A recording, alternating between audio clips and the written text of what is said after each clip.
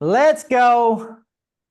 G'day, listener. Welcome back to the Superman Podcast, where we dive into inspiring stories and uncover valuable financial insights. I'm Matt, joined by my co-host today, Lionel. G'day, everyone. Today we have a special guest from the back of Bourke, Heather Cameron. Heather is an author of the bestseller on Amazon at the moment. Never underestimate a woman, a farmer from the way back of Bourke. And she also is a Outback Beds host and Wiki Camps host. A jack of all trades, I would say. But yeah, welcome, Heather, to the Supermen Podcast. Thank you, Lionel and Maddie. Excited and delighted to be here. And I've listened to your podcast. I love podcasts, and I've got to say, you mentioned having big shoes to fill, and I know I do with Nuka being on before me from Bourke. So we all love Nuka. He's an awesome bloke. Yeah, you do have big shoes to fill, so we're expecting a massive reach from this podcast. Nuka, No pressure. He was our first guest. You're actually our third guest, second guest from Bourke, actually. So we've got a few guests from Bourke. So me being from Bourke, I like connecting with people back out at home. So both Heather and I connected a couple of months ago now, and we sort of talked about a bit of a journey. So, but throughout the course of our first meeting, Matt, Heather just has an interesting story. Talked a lot about her early life and also how she's created a book and made a book, and it's a bestseller book. She's lives on a farm, and her daughter has helped. Her daughter's bought a house at the age of 15. So I really wanted to tap in to that and have a good conversation about that. And I think a lot of people can learn a lot about Heather's story and her dealings with life. You know what I mean? So. But yeah, thanks, Heather, for jumping on. But yeah, the first part I really wanted to start off with was talking about your relationship with money and what were you taught about money growing up in the bush, and obviously where did you grow up? Give us your background. Well, I was born in Bourke, and I spent the first 12 years of my life on an outback farm it's halfway between Bourke and Cobar, actually, in that really hard mulga country out there. And and it was tough. So money was scarce.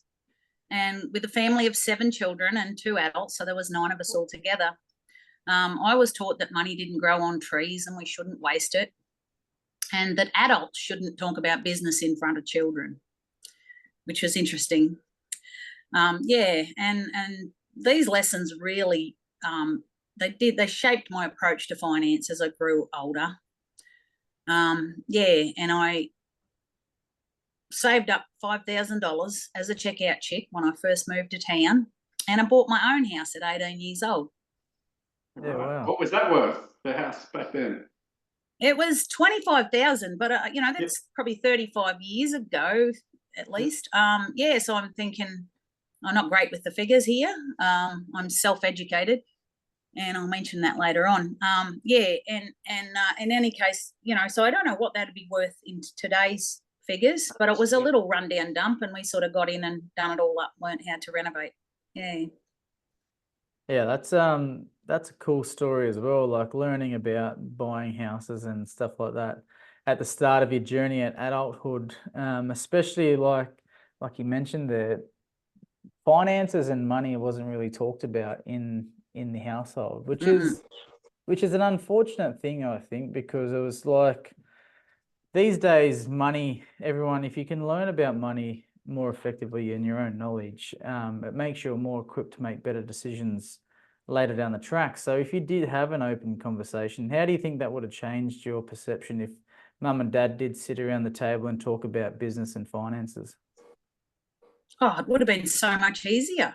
Just would have made life so much better, because you're tripping over in the dark, basically. It's just a metaphor, but you have no idea. You don't know what direction you're going in. You don't know anything about borrowing, paying interest, compounding interest, or any of that kind of stuff, if you've got late payments and all of that. And nothing about overdrafts or credit cards or, how any of these things work. Stuff that is I would say, basic stuff that we learn as adults, but I didn't know any of that. So I had to, as I said, stumble around in the dark and find my own way. So it was really challenging. It would have helped so much. And you're so isolated out there, out in the back of Bourke. Like, Absolutely. there's not many people out there. How many towns you live? Give us an idea on whereabouts the farm is out in Bourke. Like, out for everyone listening, living in Sydney where I live at the moment. I'm originally from Bourke. But to get to Bourke, you have to drive a long way. So to get there, you drive over the Blue Mountains, and then you keep driving west. You get to the next biggest town. Oh, there's a few big towns in between that, which is like Bathurst, Orange, and then you get to Dubbo. Dubbo is a big country town that's grown a lot over the years. But from there, you head further west and you go through Nyngan. And then when you get to Nyngan, it's exactly 220 Ks or thereabouts, directly dead straight west. Everything's west. One of the straightest roads.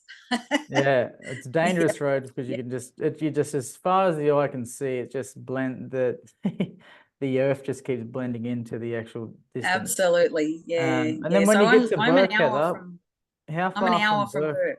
Yeah, we're about explain that further. So from Bourke, you go keep going west. Yeah, you go out to North Bourke, and then I'm actually in between two roads. So you can either take the Cunnamulla Road or the Ingonia Road, which is, that is the Cunnamulla Road, the Ingonia Road, or the Hungerford Road is the other one. Yeah. So I'm in between both of those on the Warrego River. I'm about halfway along there. It's, as I said, it's an hour from town. So we're 10 hours from Sydney. And how much dirt is there or bitumen between Bourke and your place? I'm really grateful. We've only got 20 kilometres of dirt. Is that all, really? That's it. Yeah, if you come out the Cunnamulla Road, the Ingonia Road, we've only got 20 Ks of dirt. Yeah, well, that's amazing. Perfect location. Yeah, going out to the Warrego River, which is way out west, it used to be from North Bourke was dirt the whole time. Yeah. The whole way out. And even that Hungerford Road has improved, and they've got lots of stretches of bitumen on it now as well. So either road's pretty good. Yeah, that's pretty good, isn't it? What your journey and your lessons with money as you started out as an adult, you bought your first house. What else did you know at that point in time, and compared to where you've come along to now, where you're at your current life?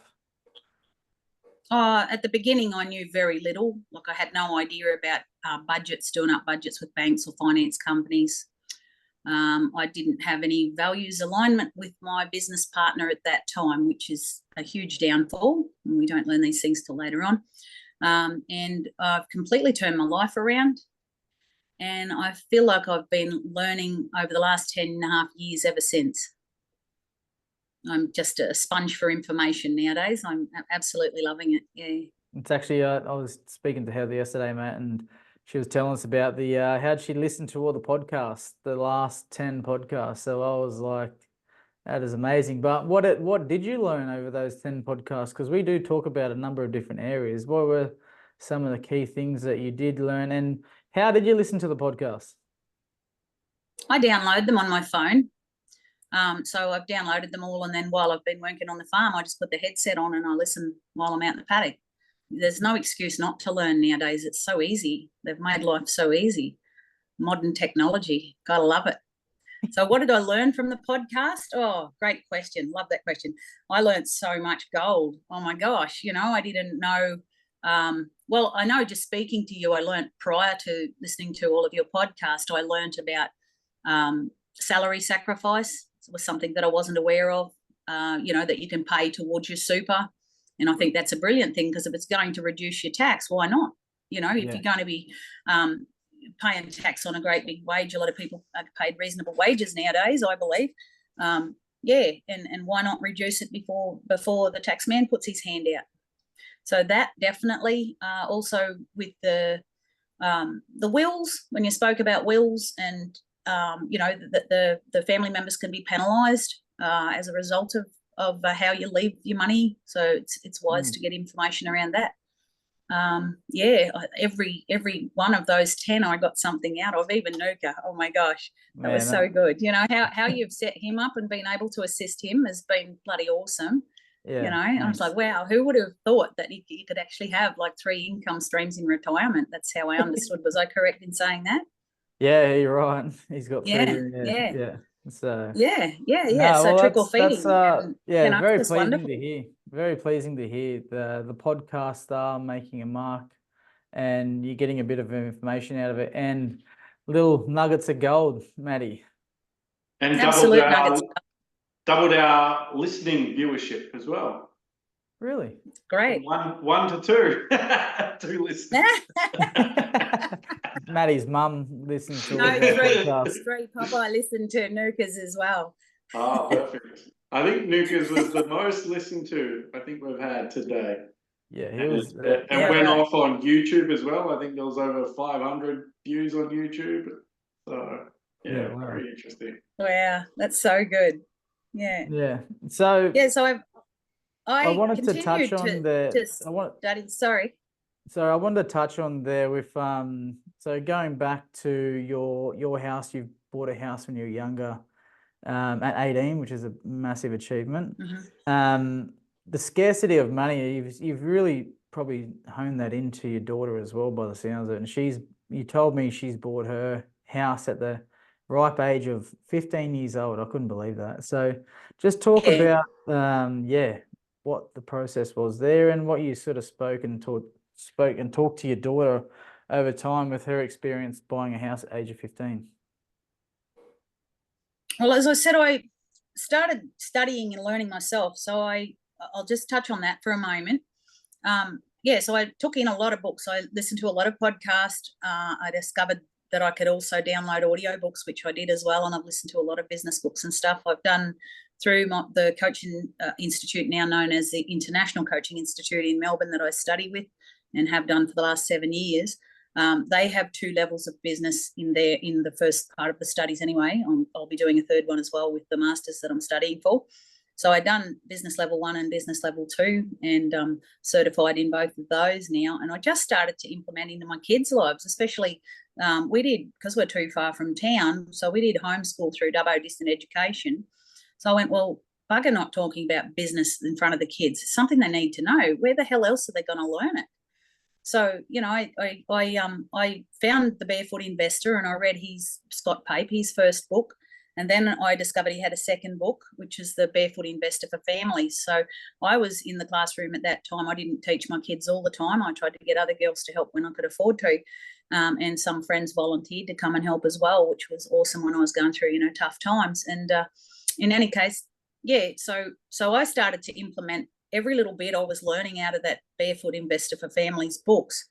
And I just started bringing that into the classroom and sharing it with my kids, and all the tools and tips that I could possibly give them that I thought may be beneficial. And so, so I totally went against, as I said, the old family beliefs of not speaking about business with the kids. And because they don't learn it in the school, and I thought, well, I'm going to put it in the school. It's going to be in our home school. They're going to get it. Brilliant. Yeah. So, my daughter was saving up her money, and she was kind of curious about this interest rate stuff, at a little age.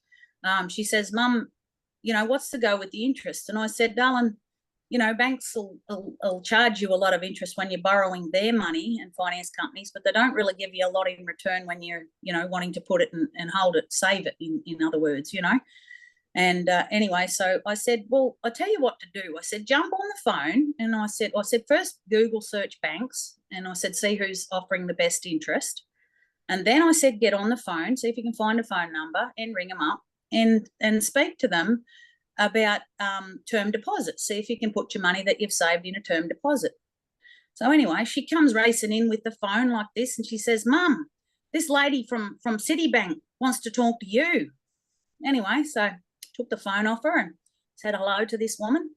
And she said, I've got to ask you, she said, how old is your daughter? And my daughter was 12 at that stage. She said, oh, my God, all my years in the bank, and I've never spoken to a 12-year-old about interest rates. I said, well, you have now. That's unreal. So, so my daughter started saving her own money up, and because she'd grown up with a scarcity as well, but in a different sense to me. Anyway, so for her 8th birthday, she wanted a little dog that never grows up, and she chose one, and I had a lot of legal proceedings happening in Sydney at that stage. So she picked this little dog up, or organised it for her 8th birthday. I picked it up when I was down there and brought it home, and she bred with that little dog once a year. So she'd borrow other people's male dogs. So we got a lot of crossbreeding with Jack Russells and some straight Jack Russells over the years. And she retired her when she was 7. She got her desexed. But until then, she bred quite a lot of little puppies and gave a lot of people great pleasure and, you know, made a lot of people happy with these beautiful little dogs that she was able to sell.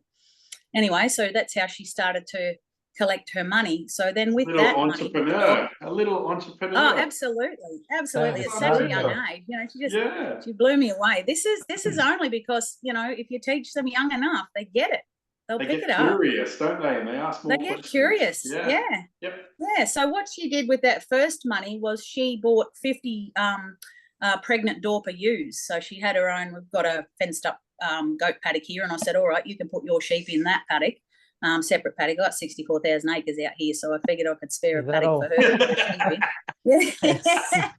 Can have spare one acre. Yeah. So then of course she started selling the wethers and that off of those, and she's bred her herd up quite a bit over the years now. And she's been selling the lambs off of those, and then she was still selling puppies, and so, you know, she was collecting quite a bit of, you know, money there, and she was really disappointed with the banks, and even with the term deposit, it still wasn't great. She's like, that's just robbery, the amount that they charge people to borrow money. And they give you bugger all to very invest intelligent, very early.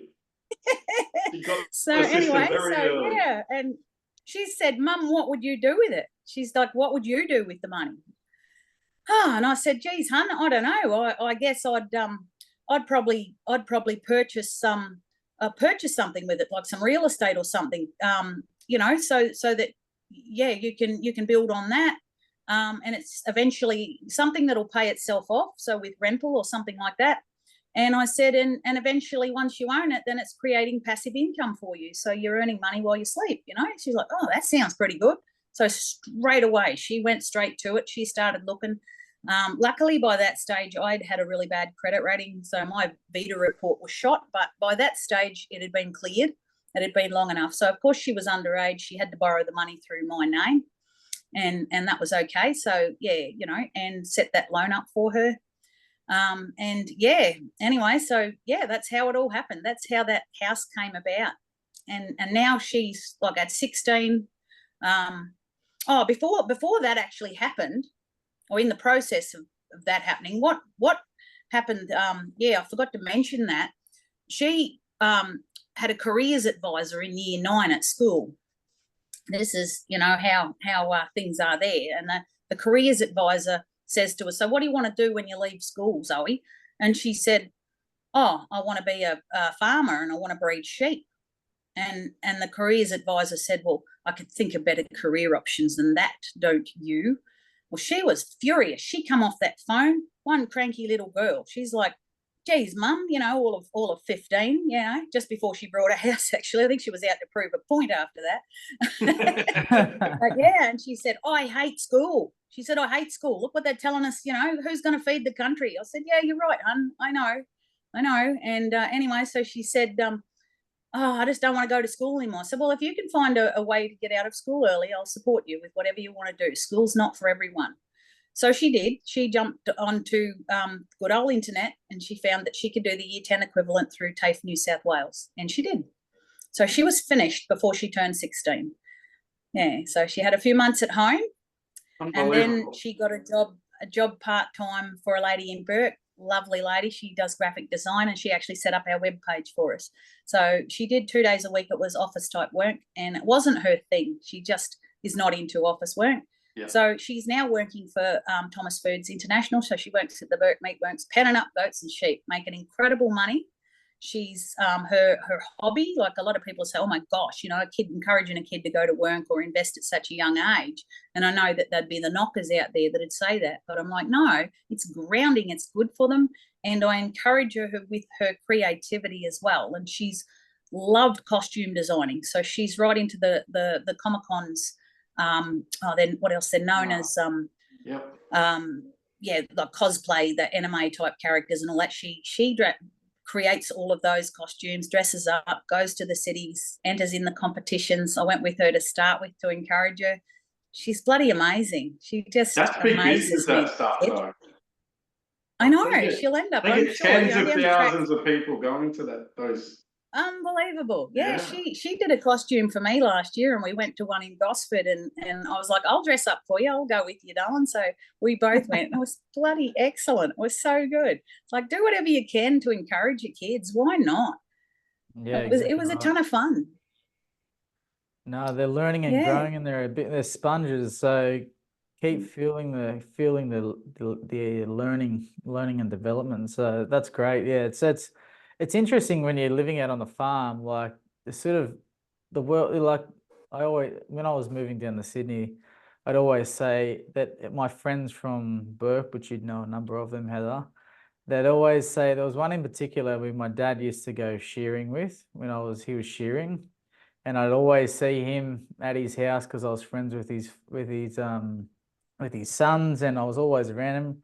He'd always go, "There's money in the bush, Mally. There's money in the bush." And there's money in the bush in the sense of you can make money in a number of different areas. You know what I mean? Like farming and sheep and cattle and goats were a massive thing at one stage. So it's just a matter of how you apply yourself, I think, is what the key message is there. Apply yourself, Absolutely. have a go, yeah, and learn and listen and apply your knowledge, and you can sort of go a long way. And the big thing for your daughter as well is she's got so much time that she started her investing journey on.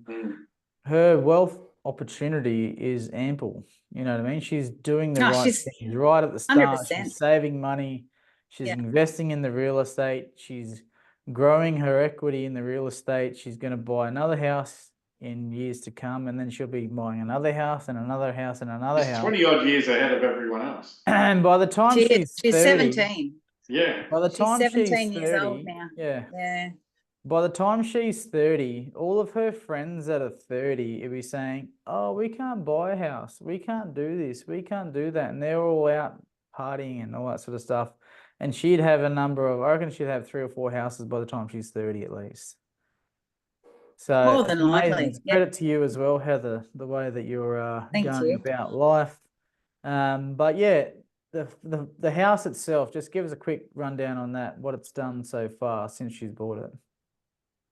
Well, it was a pretty rundown little house. It was pretty ordinary. Like I said, she bought the cheapest house in Dubbo. So it is just a little 5-row house. It's in Delroy. It's not a great area, or you'd say suburbs in the city, but anyway, in Dubbo's just areas. Dubbo's, I don't know how many people there now. I think around about 40,000. I'm not 100% sure on that, but in any case, people have still got to live somewhere, so they're still always going to have tenants, you know. So rental is a good way to go. And I know that Robert Kiyosaki says that, and I truly believe this, and he gets a lot of people ruffles their feathers as a result of it, because he says, like it's not really an asset if it's costing you money. So that's not costing her any money. You know, it's earning its own money to pay itself off, if that makes sense. Exactly right. And to be honest, around there is a scarcity at the moment with rentals at the moment around Dubbo. So the scarcity of rent increases the rent that you can charge to people, which obviously increases the prices of the values of the home. So her buying the house a couple of years ago, like, man, she's going to be... Oh my goodness. Yeah. Yeah, she's going to be doing very well. So, but life on the farm, Heather, tell us about your farm in Bourke. Because a lot of people from actually all over the world listen to this podcast. I was in Vancouver last week for a financial planning conference and just bumped into some random, and he said, "Oh, you're the guy that is a co-host of the Supermen Podcast." I thought, that's right. So they were from Vancouver, and there was some guy from Mexico and another guy from the US. So tell us your story. So there you go. There goes Maddie's theory of only 2 or 3 listeners. Yeah. Maddie's wrong with the listeners. Get a big head over here. Told you we're going worldwide. So tell the listeners about farming, what you guys do on the farm.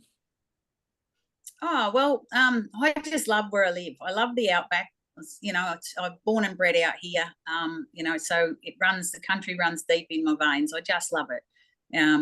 So I run sheep, cattle, and only a few cattle and goats. A lot of goats run free out here. So pretty much whoever's place they end up on gets them. Just So, tell us the yeah, numbers. Tell us the numbers. How many acres you live on? How big that is? How long it takes you to drive from one side to the other side of the farm? And how many sheep and okay. cattle would you have? Like, because some people in Sydney, they'll be like, "Oh, we drive out to our farm. It's massive. There is 250 acres." Yeah, right. Yeah, okay. So 64,000 acres. It's probably about the average size of a farm out here because we're in a dry area. So we're only in a 12-inch rainfall. And I'm pretty certain that must be averaged over about 10 years because some years we get 2 or 3 and other years we might get 17, So, yeah, you can't rely on the rain. We don't have an annual wet season or anything like that. It's just random. Yeah. Yeah. So, and livestock, about 2,500 sheep. I'd say roughly about the same in goats, but like I said, they come and go. So I do have some paddocks with offset electric and a few paddocks fenced up for them to hold them. They're just harder to maintain. And then, we've only got a handful of cattle. I had to sell all of my stock years ago. Anyway, I don't want to spoil my books, so I won't. Yeah. Either of them. Probably a good time to speak about your book. And now what else do you have on? I know the Warrego River is a hot spot, Matty. When I was a kid, we used to go out to the Warrego River, and it was full of yabbies, little freshwater lobsters, I would call them. But they live in the mud, and you can catch them in nets, and we used to catch them with our hands. I think the funnest part of catching yabbies is using a little piece of cotton string, and you'd tie a little piece of meat at the end of it. You'd let it sit in the water, and the yabby would come and grab the piece of meat and they'd pull it in. So then you'd have to pull the meat in slowly without the yabby jumping off the end of the meat. And then if you're skilled or experienced enough, you'd use your hands to grab him behind the yabby, pull it right up to the end of the bank, and then you'd grab it quickly on the back of it. And that was sort of my fondest memories yabbing out at the Warrego. So what else do you have on the farm in terms of accommodation? So we've got the retreat here now. So we set that up about 2 years ago. It took about 2 years to find some reasonably priced cabins. It took me a while I knew that I wanted to do that. And anyway, and finally found a guy that was doing them, a couple actually in Sydney, and and out on the Hawkesbury. So we went down and checked them out and said, yep, that'll be ideal. And then we got a local fella, awesome bloke, clever guy with his hands. He came out and he's just amazing at all kinds of things, and he put the roofs over them and the little decks on the front of them so that that have that extra protection around the buildings, and the decks is just gorgeous. So we've offset them so that you don't really see like caravan parks, everybody's sitting on top of each other and there's hardly enough space for cars to park between one another. I've gone, no, I don't want that. I know what I want. So I want them to be offset so they can't see each other on the deck, but you've got complete privacy. You can enjoy the peace and serenity in your own private space, And so they're fully self-contained. Got those set up so beautifully. Very proud of those. And we've just almost finished, so close. The community kitchen as well. We've got a huge space there so people can hold, functions and parties and weddings or whatever out here on the banks of the Warrego. So there's actually a licensed weir here, and I don't know how many, it's been here for a very long time anyway, so I pay the license on that, and it backs up water for 8 kilometres, so it's a beautiful big stretch of water. It's not a deep river, the Warrego, it's quite shallow. It does go dry in the hot weathers, so, sort of December, January, it can go dry, or into water holes, and it's not so pleasant then, so we kind of close over the summer. It's the best option. We don't expect anybody to enjoy the heat. We don't, but we know how to bear it, and we don't expect anyone else to. So, so we've just got this beautiful space, and we've started, so I'm with Outback Beds and advertised through them, got my own web page up and going with the retreats, and also with Wiki Camps, and we're starting to get a few caravans coming in with Wiki Camps. That's a big one that they travel with. So I had some beautiful people coming and staying. It helps us appreciate where we live even more because they're excited. They're on holidays. They love what we have to offer, and we just love showing off our piece of paradise. And where can we find the information about that? Lower Lola Retreat. So if you just Google search Lower Lola Retreat, you'll find it. Yeah. And if you use the Supermen Podcast discount code, you'll get you get 20% off. Oh, no, it's pretty special. Or something, you know. I've checked them out as well. I plan to take my family out to Bourke frequently on a regular basis, like at least once a year, just to take my kids back out to Bourke and do the things that I used to do as a kid, catching yabbies at the Warrego. So it'd be hard to try and get Matt out to the west because he lives at Newcastle at Warners Bay. But it'll be a bit of a change of the scenery for him.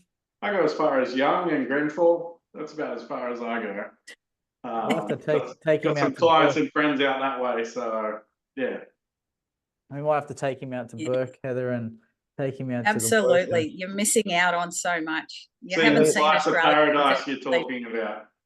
Yeah, definitely. So, are you renting these out, Heather? Yes. These little cabins, yeah. Cool. So we do, yeah. And how long have they been up and running for? Only 2 years. So it started about 2 years ago. Yeah, we set up the web page. It's slow. We just sort of trickling in because getting out there is obviously the biggest thing. Yep. I've spoken to a few other people that do farm stay type accommodation, and they've said the same. It just takes a little while for people to get to know, you know, that you even exist. Obviously, we weren't on the map before, so slowly getting known and getting steady flow of people. Some people return, getting a few bird watchers. The old birdies love it out here. Yeah. You know, we've got one couple actually identified 66 species of birds out here, which was awesome because, you know, there's a lot of water birds as well as the native birds that live in the bush too. Yeah, so, that's really nice. So they actually emailed that list to me and I just went, oh, that's brilliant. I'll add some photos to that and I'll pin things like that up in the community kitchen. I'll laminate them and put them up in there so people know what they're looking for. Yeah. You got to pin them on the internet, Heather. Pin them on the internet to let people in the world know that there's 66 birds and counting out at the Lower Lola retreat. So exactly, and counting. That's good. Well, and it's interesting. Like the farm, like I said, there's money in the bush. You've got goats, you've got sheep, you've got cattle, you've got a wiki camps and outback camps, which is another passive income coming through.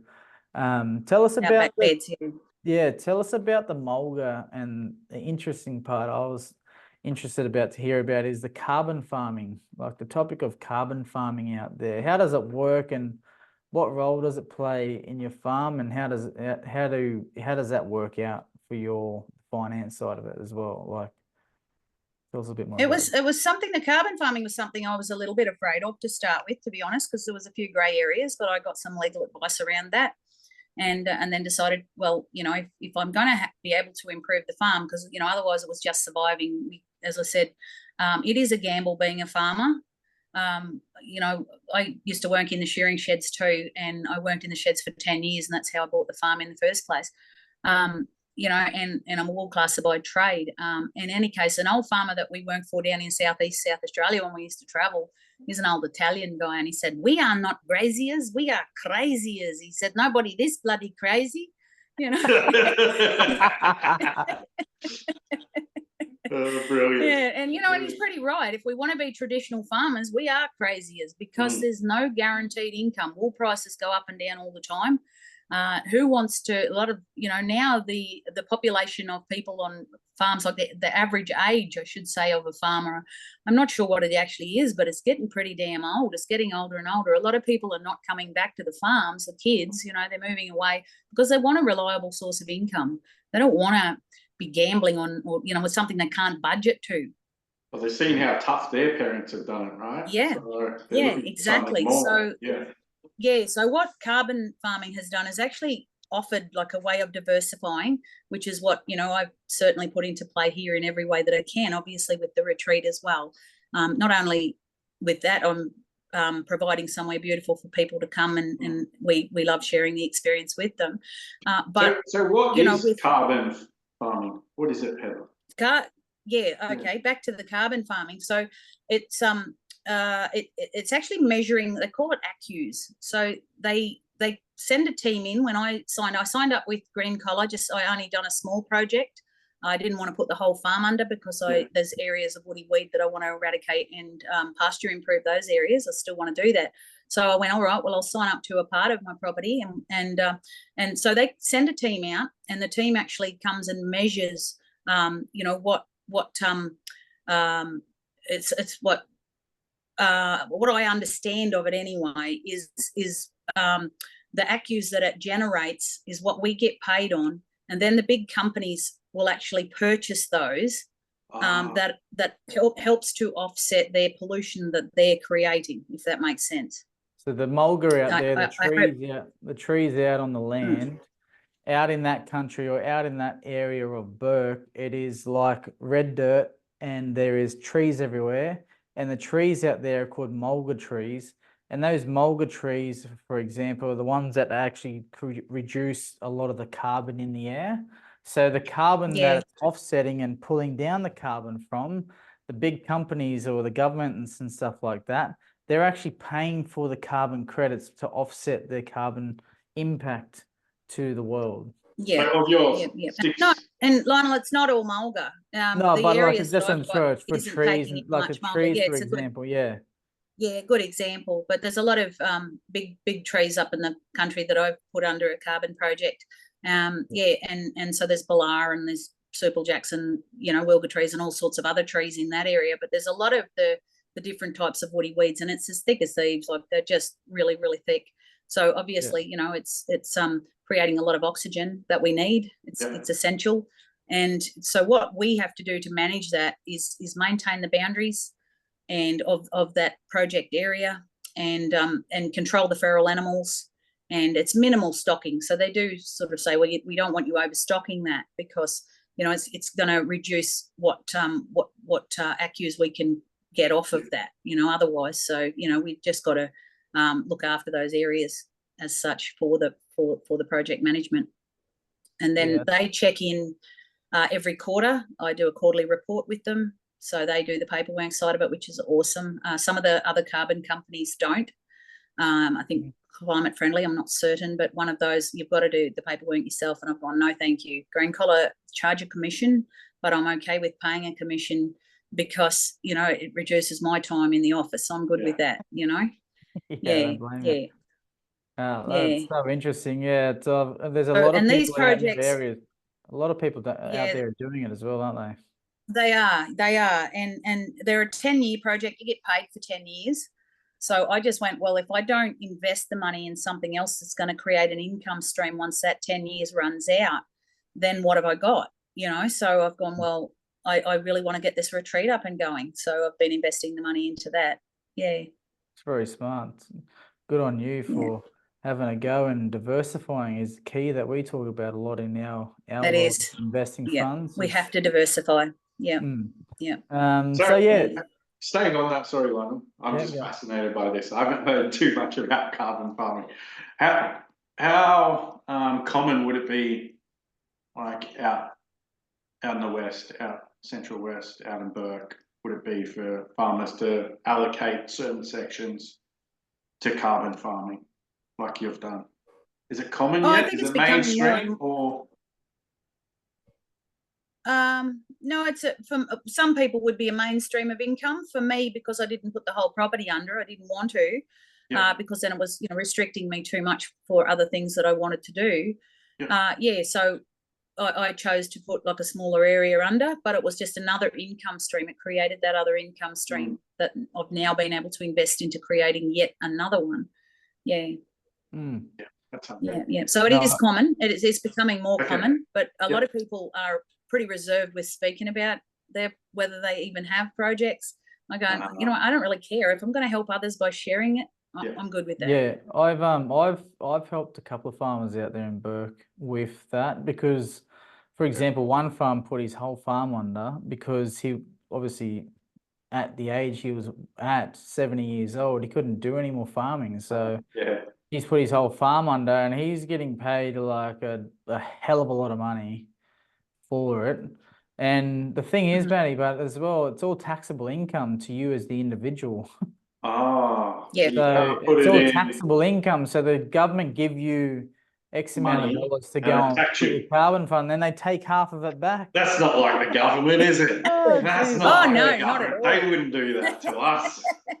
Nah, it's No, not crazy. at all, so I'm investing it back into the farm so that, Yeah. I'm like, well, then I can claim for that because I'm Heather's improving the farm. So Heather's been very smart making expenses where she can to improve her farm and deductions wherever you can. But yeah, that's so cool, Heather. Congrats. So yeah, thank you. one of the final pieces I wanted to speak to you about was your books. Never Underestimate a Woman. You've written 2 books now. You released 2 books, Amazon bestsellers. For one of them or both of them now, is it? For both of them, and also Wow. the She Speaks journal. I'll just hold the cover up on this one. I'm a co-author in this one as well. Oh, So I've got wow, a chapter cool. in that one, and there's 15 of us in that one. Amazing women share their different stories to help and inspire others. And the proceeds from this book, the She Speaks book, if it is sold on Amazon, then any that have sold on Amazon go to a charity called Dress for Success, and that's actually helping women get into the workforce for the first time or to get back into the workforce, which is a brilliant cause. Yeah, that's So great. just having that chapter in there is really, pleasing to know that I'm helping others. Yeah. Nice for you to contribute and help where you can. And obviously it's hard for some people to talk about sometimes, but you've really given it a voice. So tell us about your book, writing the book, the process, and also your story there. Yeah. Okay. So I started learning I started writing. I learnt is what I meant to say. I learnt through my personal development journey that writing was a form of therapy. So I started writing as a therapy. I'd had bit of a bumpy ride, as a lot of people have, and and I went, you know what, I get up before the chooks. I get up in the dark. I'm one of those weird people, and that's where I pick up all this extra time, because Jim Quick, the brain expert, says we're finished growing when we're an adult. We only need 6 good hours of sleep. He was at the conference at Oh, Vancouver. wow. Jim Oh, I'd Quick, he love was to one of meet the him. he was one of the main platform speakers at the conference that I was at. So I could tell I've you the done type 2 of of people that. his trainings. Yeah, I've done 2 of his trainings. My daughter did one of them with me. She did a speed reading one with me. Yeah, He's wow, phenomenal. He is an amazing guy. that Yeah, is crazy. and the other one is the brain training that I did as well, which is memory training. It's brilliant. He's such a Yeah, clever wow. man, Sorry, I and cut he you was off known there. as the boy with the broken brain. Yeah, Yeah, it's wow. like he just turned his life around. Yeah, Yeah, he's that's amazing. amazing. So in any case, so getting up early of a morning, and that was part of my, I love structure. So I structure my days, and so reading, journaling, all of that kind of stuff. And so I started journaling, and I was writing whatever came, and as I said, through my personal development journey, I learnt that journaling and just putting stuff out there that you were never able to speak about, it releases all that shit, all that suppressed stuff that you've held back for all of those years. So, I just, as the memories came, good or bad, I just started writing them down, saving them on my computer, just in a Microsoft Word document. So, and I was like, wow, this is really coming together. It was really flowing, and it was like coming together. It felt fast. It still took years, but, and I went, wow. And I decided, well, perhaps I'll turn it into a book.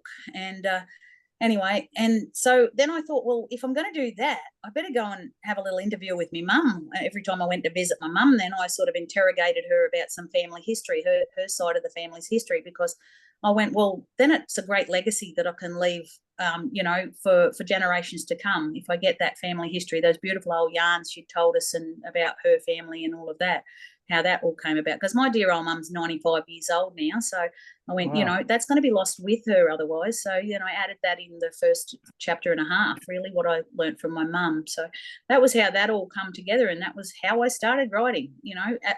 As I said in my first book, I left school hardly able to read. I was shocking. In fact, I was one of those kids that shuddered when the teacher would get you to stand up and read out loud. I hated it. I didn't even know I had dyslexia. I would get stuck on big words, and and the kids would laugh at me, and I'd feel embarrassed, and I decided that I hated reading.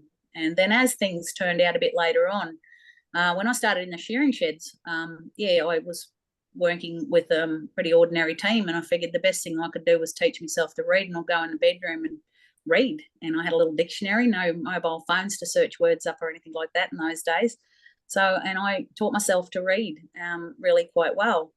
And so far the feedback from my books has been amazing. People go, oh, it's like a conversation. They feel like they're sitting with me and we're having a chat. And I'm like, oh shit, well, that's the only way I know how to write. Is there a different way? Yeah.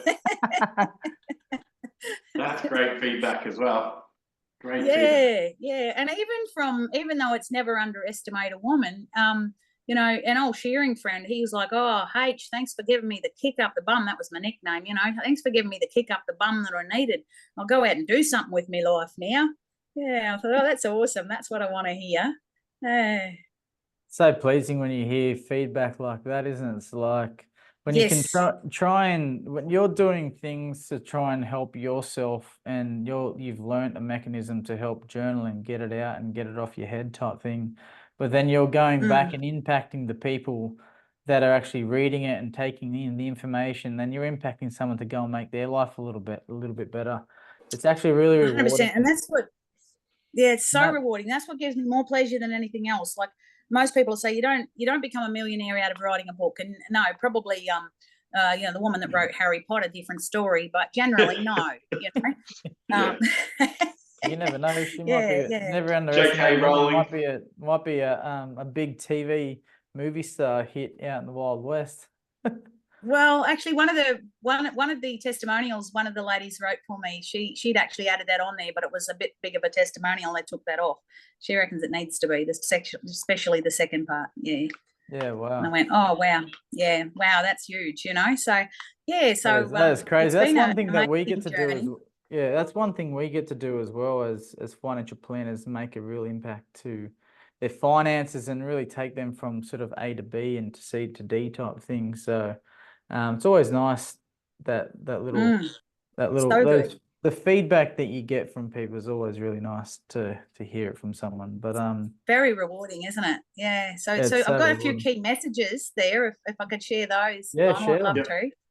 Yeah, so my first key message to the readers of my books, I would say that we're all very capable of whatever we set our minds to achieve.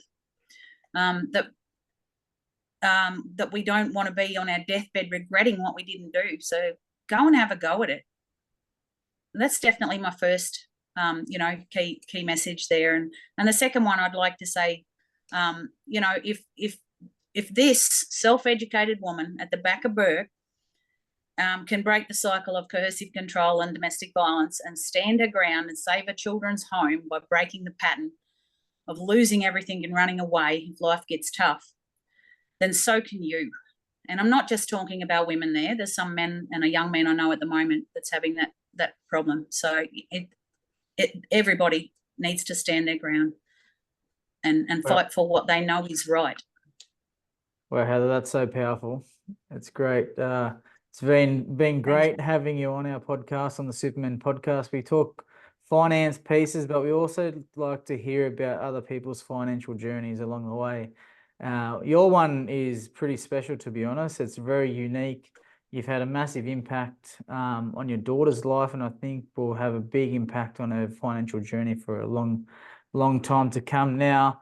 But at the same time, you're impacting a lot of people, not only in Australia and around the Western area, but you'll have a big impact with your book and around the world. So it's a massive legacy that you're going to live. But there's a lot of living left to go yet. But that's great. Thanks for just a couple of little closing thoughts there, Lionel. Yeah. I've got two little pieces of advice I'd like to share there, if that's all right. Yeah. And the first ones I'd say for the parents and the grandparents, don't be a Hollywood parent and give your kids everything. What sort of ungrateful people do you want them to grow into? You can't buy love. Time's your most valuable asset. So spend time and share your knowledge instead with them. Yeah. And the second one, get a financial advisor. I did, and I'm looking at him. Yeah, that's awesome, Heather. Great advice there to finish on as well. Lionel, I think we get Heather back on once we've had the opportunity to read her book, because I'm going out to Amazon to buy Heather's book. So I think we get you back on and we can just focus on the book. Once I've had an opportunity now to go through and read it, I think we get you back on in a couple of weeks, Heather. Does that sound okay with you? Thank you. Oh, Yeah. it sounds fabulous. Thank you. I've been Absolutely love privileged the to experience. receive 2 of the books. So thanks, Heather. I've had 2 signed copies, so I've been pretty privileged myself. So, but yeah, it's been fantastic, Heather, having you on. Is there any other final thoughts that you wanted to cover off with? No, I'm just grateful to be here and lovely to meet you, Maddie, and thank you, Lionel, for bringing me on. No worries. Well, thanks for your contribution and your time.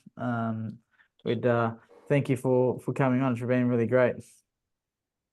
And thanks Thank for you. being so open and sharing your story as well. Appreciated all the information we got, and I'm going to learn a bit more about carbon farming as well when we get off this call. Good. Because I want to know what's I going on. don't say that I know 100% about it. There's so much more to learn, but the basics, So there is a lot to learn about it. Yeah. Very good. I think we wrap it up there, Lionel. Thank you very much, Heather, and stay tuned. Thank you. For more inspiring stories next week. And thanks for tuning in, Mum. Thank you. Thank you, listeners.